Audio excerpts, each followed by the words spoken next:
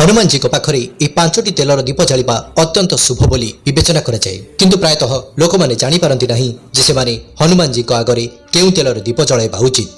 आसतु जानिबा संपूर्ण कथा। नड़िया तेलर दीप बहुत स्वतंत्र होता है। हनुमान जी सम्मुख में नड़िया तेलर दीप जलाइबा द्वारा तांकर विशेष आशीर्वाद मिलता है।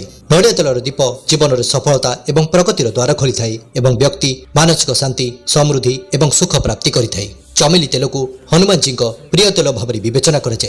यही तेल दीप जालिबा द्वारा शत्रु बाधा खराब नजर एवं कला जादुर प्रभाव संपूर्ण भाव नष्ट हो जाए। सोरिष तेल दीप जलाइबा अत्यंत शुभ बोली विवेचना कराए। यह मंगल ग्रह सहित जड़ित एवं भगवान हनुमान यार अधिष्ठात्री देवता। सोरिष तेल दीप जालिबा द्वारा आपण कुंडली मंगल दोषर प्रभाव ह्रास पाइबाकु लागे। राशि तेल शनि एवं मंगल उभयों सहित जड़ित।